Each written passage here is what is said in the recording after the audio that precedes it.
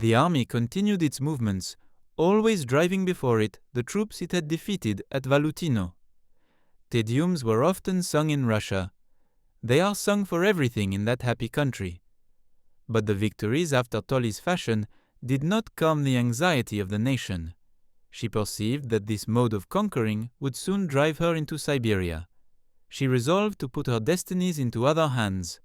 Kutuzov drew his military inspirations from the feet of images. He fasted, he prayed, he flattered the priests and the nobility. Heaven could not refuse him its assistance. He was appointed. Admirable in courts, pasquinades are not sufficient on the field of battle. All religious mummeries are of no avail against a good maneuver. He experienced it. The King of Naples, who had a soldier's contempt for amulets, attacked him and cut his troops to pieces. He wished to make a stand at Chevarino, but the cavalry was put in motion. The charge was sounded, he was overturned, and thrown back on his entrenchments. Courage overpowered the saints of Russia. This beginning did not augur well. Heaven answered coldly to the zeal of the Cossacks. Supplications were redoubled. Kutuzov displayed his images. The army defiled before the Virgin of Smolensk, of which we wish to dispossess the devout nation. Prayers, vows, and offerings were made, and the orators of the Kalmucks uttered the following homily. Brethren, you see before you, in this image, the object of your piety, an appeal addressed to heaven that it may unite with men against the tyrant who disturbs the universe. Not content with destroying millions of creatures, images of God, this arch-rebel against all laws, both divine and human, penetrates into our sanctuaries with an armed hand, defiles them with blood, overturns your altars, and exposes the very ark of the Lord, consecrated in this holy image of our church to the profanations of fortune, of the elements, and of sacrilegious hands. Fear not, then, but that God, whose altars have been thus insulted by this worm which his almighty power has drawn from the dust, will be with us. Fear not that he will refuse to extend his buckler over your ranks and to fight his enemy with the sword of Saint Michael. Soldiers, do your duty. Think on the sacrifice of your cities in flames and on your children, who implore your protection. Think on your emperor, your lord, who considers you as the nerve of his power, and tomorrow, before the sun shall have gone down, you will have traced your faith and your fidelity on your country's soil with the blood of the aggressor and his warriors. The sword of Saint Michael is undoubtedly a formidable sword, but active soldiers are of still more consequence. Kutuzov did not therefore spare libations. He proportionally increased the fervor of the Cossacks. As for us, we had no inspired men, no preachers, not even subsistence, but we bore the inheritance of a long glory. We were going to decide whether the Tartars or ourselves were to give laws to the world. We were on the confines of Asia, farther than any European army had ever gone. Success was not doubtful. Thus Napoleon saw, with the most lively joy, the processions of Kutuzov. Good, he observed to me. They are now busy with pasquinades. They shall not escape us again. He reconnoitred, dispatched orders for moving, and prepared himself for the battle of the morrow. The King of Naples thought these preparations superfluous. He had made himself master of the principal redoubt. The left of this position was turned. He did not believe that the Russians would accept battle. He thought that they would withdraw during the night. This was not their project. They dug, they threw up the earth, they strengthened their position. The next day we perceived them all at work. It was 11 o'clock. Napoleon sent me to reconnoiter. I was charged to approach as near as possible to the enemy's line. I rid myself of my white feathers. I put on a soldier's cloak and examined everything with the greatest care possible. I was only accompanied by one chasseur of the guard. In several places I passed by Russian sentinels. The village of Borodino was only separated from our posts by a narrow but deep ravine. I advanced too far. They fired at me 2 discharges of grapeshot. I withdrew and returned about 2 o'clock.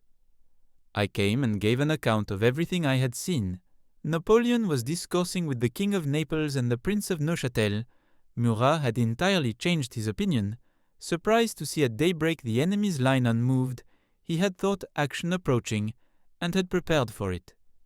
Other generals still maintained that the Russians would not dare to run the risk. As for me, I asserted the contrary. I observed that they had plenty of men, in a very good position. I was convinced that they would attack us if we did not prevent them. Napoleon did me the honor to be of my opinion, which was also that of Berthier. He called for his horses and made the same reconnaissance in person. He was received as I had been before Borodino. The grapeshot obliged him to withdraw. What he saw effectively convinced him that he had not been deceived. On his return, he gave orders in consequence. Night came on. I was in attendance. I slept in Napoleon's tent. The part where he slept was generally separated by a partition of cloth from that which was reserved for the Aide-de-Camp in attendance. The Emperor slept very little. I woke him several times to give him in reports and accounts from the advanced posts, which all proved to him that the Russians expected to be attacked. At 3 in the morning he called a valet de chambre and made him bring some punch. I had the honor of taking some with him. He asked me if I had slept well. I answered that the nights were already cold, that I had often been awakened. He said, "We shall have an affair today with this famous Kutuzov. You recollect, no doubt, that it was he who commanded at Braunau in the campaign of Austerlitz. He remained 3 weeks in that place without leaving his chamber once. He did not even get on horseback to see the fortifications. General Bennigsen, though as old, is a more vigorous fellow than he. I do not know why Alexander has not sent this Hanoverian to replace Barclay." He took a glass of punch, read some reports, and added, "Well, Rapp, do you think that we shall manage our concerns properly today?" "There is not the least doubt of it, sire. We have exhausted all our resources. We are obliged to conquer." Napoleon continued his discourse and replied, "Fortune is a liberal mistress. I have often said so, and begin to experience it. Your Majesty recollects that you did me the honor to tell me at Smolensk that the glass was full, that it must be drunk off. It is at present the case more than ever. There is no time to lose. The army, moreover, knows its situation. It knows that it can only find provisions at Moscow, and that it has not more than 30 leagues to go. This poor army is much reduced, but what remains of it is good. My guard, besides, is untouched." He sent for Prince Berthier, and transacted business till 5:30. We mounted on horseback. The trumpets sounded, the drums were beaten, and as soon as the troops knew it, there was nothing but acclamations. It is the enthusiasm of Austerlitz. Let the proclamation be read. "Soldiers, this is the battle that you have so long wished for. Henceforth, victory depends on you. We want her. She will give us abundance of good winter quarters, and a quiet return to our country. Behave yourselves as at Austerlitz, at Friedland, at Vitebsk, at Smolensk, and let the remotest posterity quote your conduct on this day, and let it be said of you, he was at that great battle under the walls of Moscow." The acclamations redoubled. The troops were incessantly demanding to fight. The action soon began. The wings were composed of Italians and Poles. Napoleon acted on the left of the enemy's masses. Beyond this we had no precise information. Women, children, old people, cattle, all had disappeared. There was not a person left who could give us the least information. Ney marched towards the enemy, and broke through them with that force, that impetuosity, of which he had given so many proofs. We carried the 3 redoubts which supported the enemy. He came up with fresh troops. Confusion began in our ranks. We gave up 2 of these works. The last even was in danger. The Russians already crowned the crest of the ditches. The King of Naples sees the danger, flies to the spot, alights from his horse, enters, mounts the parapet. He calls and animates the soldiers. The redoubt is strengthened. The fire becomes terrible. The assailants dare not try the assault. Some squadrons appear. Murat mounts his horse, charges, routs the columns scattered over the plain. We retake the retrenchments and finally establish ourselves in them.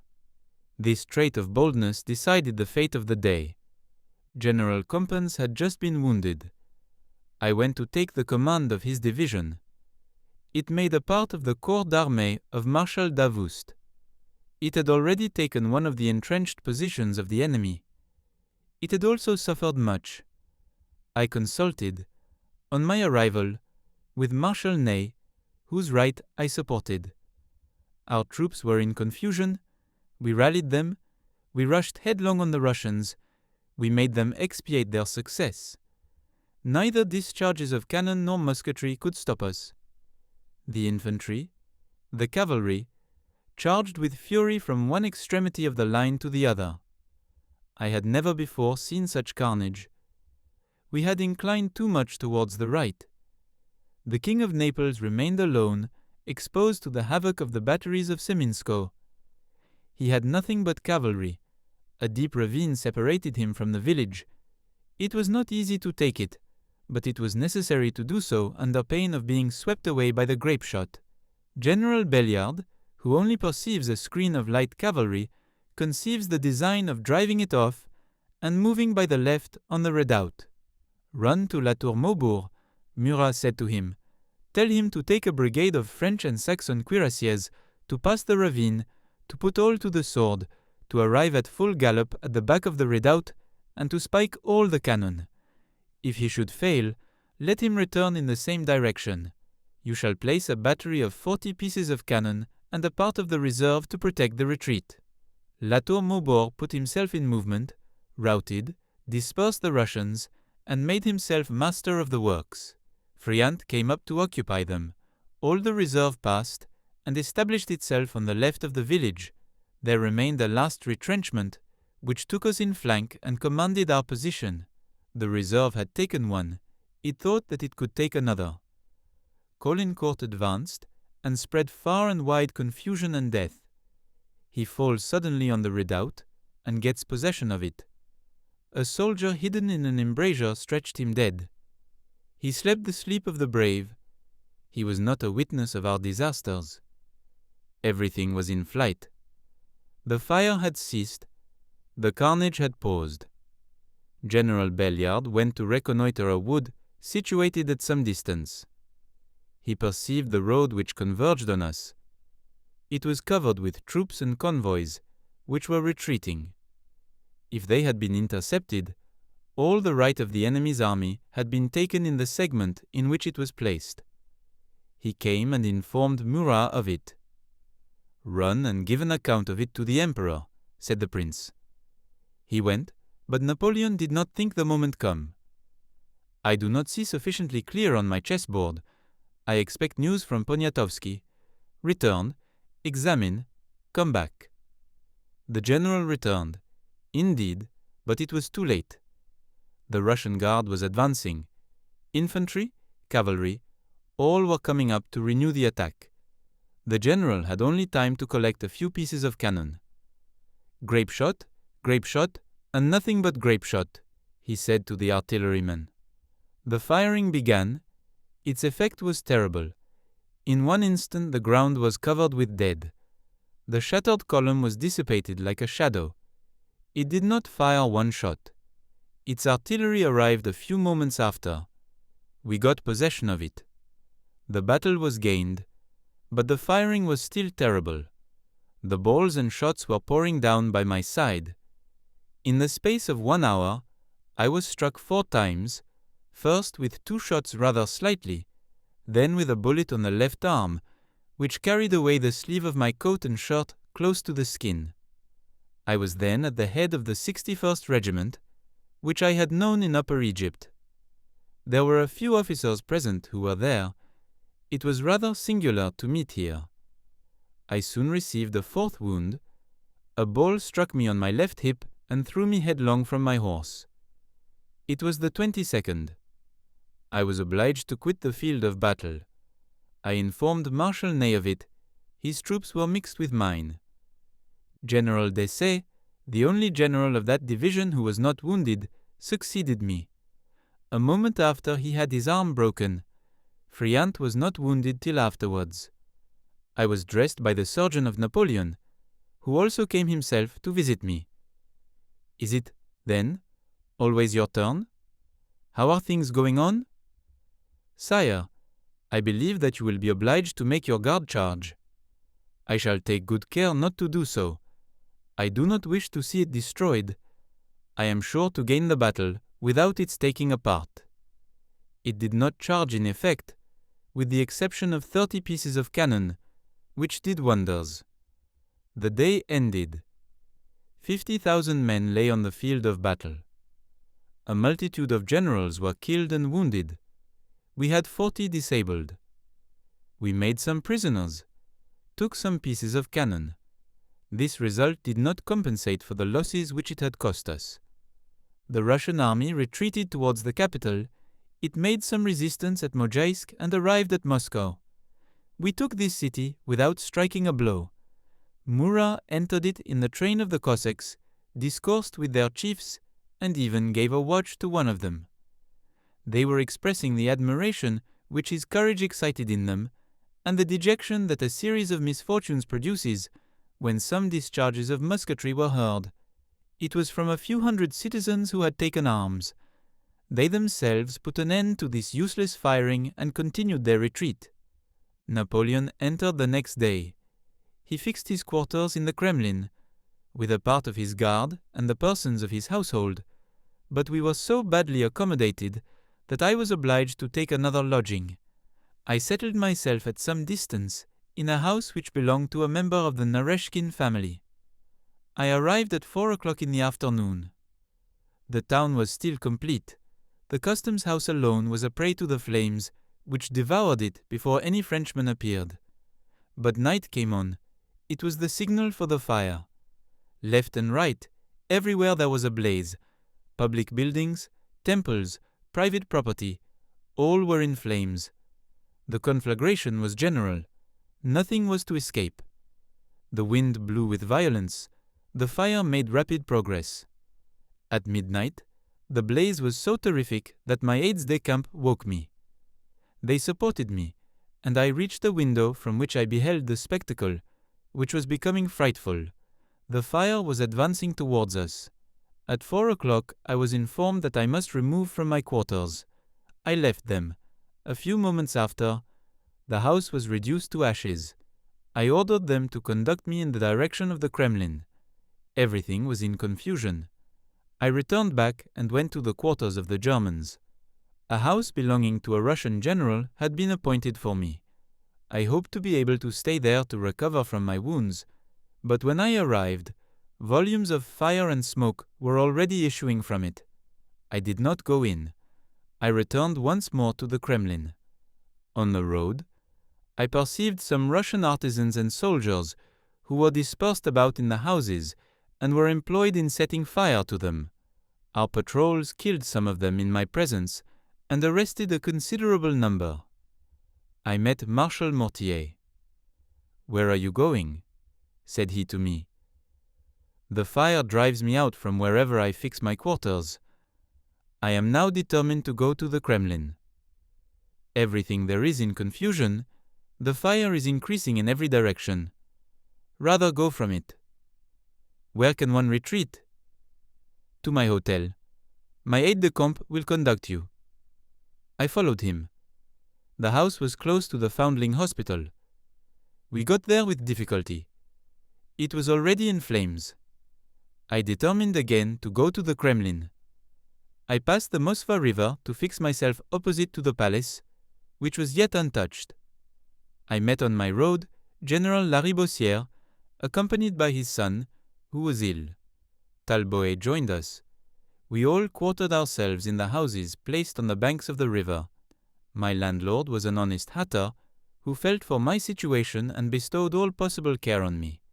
I was just settled with this worthy artisan when the fire showed itself on every side. I quitted in haste. The quays are narrow. If I had delayed, I could not have escaped with my carriage. We crossed the water and established ourselves in the open air behind the walls of the Kremlin. This was the only means of getting any rest. The wind was still blowing with increasing violence, and it fed the flames. I removed once more, for the last time. I withdrew to the neighborhood of one of the barriers. The houses were detached and scattered. The fire could not reach them. The one that I occupied was small, convenient, and belonged to a Prince Galitzin. I supported, while I remained there, during 15 days, at the least 150 refugee inhabitants. Napoleon was, in his turn, obliged to retreat before the flames. He quitted the Kremlin and fixed his headquarters out of the town, in a palace where he took up his residence. He did not stay there long. He returned to the palace of the Czars as soon as the fire was extinguished. He sent almost every morning General Narbonne to inquire after me. This general, like many others of our army, was very uneasy. He often said to me that the emperor was wrong in calculating on peace, that we were not in a condition to dictate conditions, that the Russians had not sacrificed their capital to accept disadvantageous terms. They are amusing us in order to take their revenge and to have fairer sport. Moscow was destroyed. The occupation of its ruins was neither safe nor advantageous. We were too far removed from our wings, we could not procure subsistence, and we had no interest in guarding the ruins. Everyone was of the opinion that we must not remain there, but it was not agreed what it was best to do. The King of Naples proposed to march towards Kaluga, to destroy there the only establishments which Russia possessed, and to return and go into cantonments on the Borysthenes. The Cossacks could not be followed to the extremity of the world.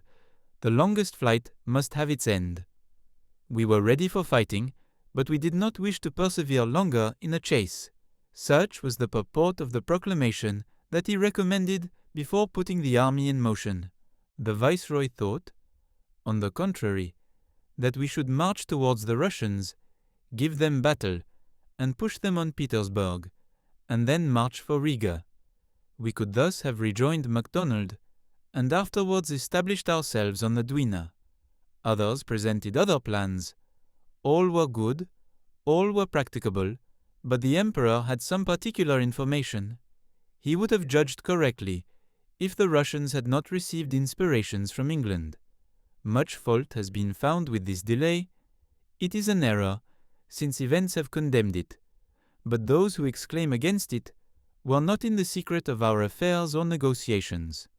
They may, without too much modesty, believe that the sagacity of that great man was not below that which nature has given to them. He was deceived. We have felt the consequences. Perhaps one day it will be known what combinations misled him. However that may be, we delayed, we negotiated, we gave battle, we decided nothing. The army of Moldavia was continuing its movement. It was advancing, but it was not yet known in what line it was to act.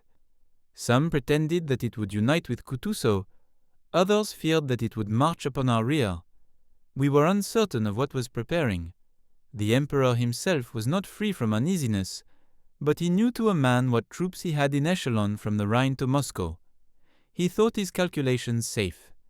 He confined himself to the dispatching of instructions. Those that he addressed to the Duke de Belluno are worth citing. They prove what kind of slumber it was that he has been reproached with.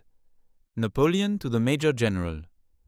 My cousin, inform the Duke de Belluno that I have not yet given orders for his movement, because that depends on the movement of the enemy, that the Russian army from Moldavia, consisting of 3 divisions, or 20,000 men strong, infantry, cavalry, and artillery included, passed the Dnieper in the beginning of September, that it may march towards Moscow to reinforce the army under the command of General Kutuzov, or towards Volhynia to reinforce that of Tormasov, that General Kutuzov's army beaten at the Battle of Moskowa, is at present on the Kaluga, which would lead us to believe that it expects reinforcements which might come from Moldavia by the road of Kiev, that, in this case, the Duke de Belluno would receive orders to join the Great Army either by the road of Jelnia and Kaluga or any other. That if, on the contrary, the 20,000 men from Moldavia relieve Tormasov, this reinforcement will raise Tormasov's force to 40,000 men, but that our right, under the command of Prince Schwarzenberg, would be still of equal force, as that prince, with the Austrians, Poles, and Saxons, has about 40,000 men, that moreover I have demanded of the Emperor of Austria that the corps which the Austrian General Reuss commands at Leinberg should move, and that Prince Schwarzenberg should receive a reinforcement of 10,000 men. That, on the other side, the Emperor Alexander reinforces as much as he can the garrison of Riga and the corps of Wittgenstein, in order to dislodge Marshal St-Cyr from Polotsk and the Duke of Tarentum from Riga and Dunaburg. That letters which came from Prince Schwarzenberg, dated the 24th, would tend to prove that the army of Moldavia, instead of coming towards Moscow, has reached the army of Tormasov and reinforced it. That it is necessary then to know what will be done. That, in this state of things, I desire that the Duke de Belluno will canton his corps from Smolensko to Orza, that he will keep up an exact correspondence by all the estafettes with the Duke de Bassano, in order that that minister may write to him and give him all the news that he shall have from different parts, that he will send a steady, discreet, and intelligent officer to General Schwarzenberg and General Regnier, that this officer shall learn from General Schwarzenberg what is passing, and from General Regnier the true state of affairs, that he will regularly correspond with the governor of Minsk, and lastly, that he will send agents in different directions to know what is passing, that the division of Gerard shall be placed on the side of Orsa, where it will be 4 or 5 days' march from Minsk, 3 from Vitebsk, 4 or 5 from Polotsk, that the other division, which shall be between Orza and Smolensko, shall be in a condition to give it speedy assistance, and that lastly, the 3rd division shall be near Smolensko, that, by this means, his corps d'armée will rest itself and be able easily to find subsistence, that it will be necessary to station it above the route in order to leave the great communications free for the troops which arrive, that in this position he will be equally able to march upon Minsk or upon Wilna if the center of our communications and of our depots be threatened, or if Marshal St-Cyr should be driven from Polotsk, or to execute the order that he might receive to return to Moscow by the road of Jelnia and of Kaluga, if the taking of Moscow and the new state of things should determine the enemy to reinforce himself with a portion of the troops from Moldavia, that the Duke de Belluno will thus form the chief reserve to go either to the relief of Schwarzenberg and cover Minsk, or to the assistance of Marshal St-Cyr and cover Vilna, or to Moscow to reinforce the main army. That General Dombrowski, who has a division of 8,000 infantry and 12,000 Polish horse, is under his orders, which will increase his corps d'armée to 4 divisions. That the brigade of reserve from Vilna, composed of 4 Westphalian regiments, of 2 battalions from Hesse-Darmstadt, which towards the end of the month will arrive from Swedish Pomerania, and of 8 pieces of cannon, will also be under his orders. That, in fine, in the course of November, 2 new divisions will assemble. The one at Warsaw, that is, the 32nd Division, which will be augmented by 3 battalions from Würzburg, and will remain under the command of General de Ruyter. The other at Königsberg, that is, the 34th, which was in Pomerania under the orders of General Morant, and which, also increased by some battalions, will be commanded by General Loison. Thus, whether it be necessary to march to the assistance of Prince Schwarzenberg, or to the assistance of Marshal St-Cyr, the Duke de Belluno will always assemble a mass of 40,000 men. That, as the correspondence by estafette is quick, I always give my orders, and that it would only be in the event of Minsk or Vilna being threatened or menaced that the Duke de Belluno should march of his own authority to protect these 2 grand depots of the army, that the Duke de Belluno, having the general command over all Lithuania and the governments of Smolensk and of Vitebsk, should everywhere accelerate the progress of the administration, and especially take efficacious measures that the requisitions for corn and forage be carried into effect, that there are ovens at Mohilo, at Orza, at Rasasna, and at Dubravna, that he must get a great deal of biscuit ready, and put himself in a situation to have 30 days' provisions secured for his corps, without taking anything from the military transports or from the convoys which may be passing for the army. The Duke de Belluno will take care to keep up a correspondence at Vitebsk. He is at liberty to send troops to support that point and to maintain himself there. He can then go in person to Mohilo, to Vitebsk or Smolensk to know the ground and to expedite the administration. If, by any accident, the communication with Moscow should be intercepted, he would take care to send cavalry and infantry to open it again. We had no longer either food or forage. Men and horses were alike exhausted. Retreat became indispensable. A question arose as to the means of carrying away our wounded. I began to be able to walk. On the 13th, I went to the palace. Napoleon asked with kindness in what state my wounds were, how I was going on. He showed me the portrait of the King of Rome, which he had received at the moment we were going to begin the Battle of the Moskowa. He had shown it to most of the generals. I had to carry orders. The battle began. We had other things to attend to. He wished now to make me amends. He looked for the medallion, and observed, with a satisfaction which betrayed itself in his eyes, "My son is the finest child in France." A moment after, a memorial was brought from the Intendant General, who required 45 days to remove the wounded. 45 days! He is deceived. If nothing were done, part would get well and part would die. There would only be the remainder to remove. And experience proves that 3 months after a battle, there remains but the 6th part of the wounded. I wish to remove them. I will not let them remain here exposed to the brutality of the Russians. We perceived from the saloon the workmen who were busy in taking away the cross of the great Ivan. Do you see what a flock of ravens hover around that lump of old iron? Do they think to hinder us from taking it away? I will send that cross to Paris. I will have it placed on the dome of the Invalids. It was the 18th of October. The departure was fixed for the 19th. My wound was not quite closed up. I mounted on horseback to see if I could bear the motion. That concludes the 10th part of the story. Thank you very much for listening. Please subscribe for more episodes and leave a comment.